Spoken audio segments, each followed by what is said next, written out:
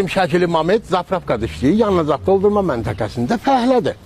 Məsələn, bu Zapravkanın da müdürkə ofisində oturur, o otaqda başlayıb buna fikir vermə, görün Mamet nə təşkil görər, bir dənə baxalı maşın 100 minlik gəldi, sağladı. O Mamet, sən burada işləyirsən, Mahmud öpür, qucaqlı. Polunu bax, bu geyir, Lexus geyir, o gəl, BMW gəl. Müdürdür da işlənir, deyir, adi bir dənə fəhlən, hörmətinə baxa, mən bunu öyrənəcəm, gəl, deyir, Mamet, bayaqdan da sana fikir verirəm. Sən nə bilə hörmətin var, bu nədir, maşallah? Deyir, nə danışsan, ay müdür, mən Roma papasla tanıyır. Deyir, Mamet, mən tərs adamam, geyək görüm səni ki, hardan tanıyır Roma papası? Deyir, inanmırsan, geyək da 2 dənə bilet uçurlar bunlar Romaya. Yoxsa gəlirlər o meydana görürlər, Roma papası çıxır, İtalyanlar, millət yığılsa, bu da əllə, zadla.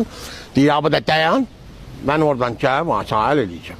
Deyir, oldu ki, yaxınlaşır Roma papasına, telefon içərlər zada, Mamet, xoş gəldin, sabah gəlmişsən, adam bir xəbər eləyəm, yuxur, çıxır yuxarı Roma papasına ilə də görüşür.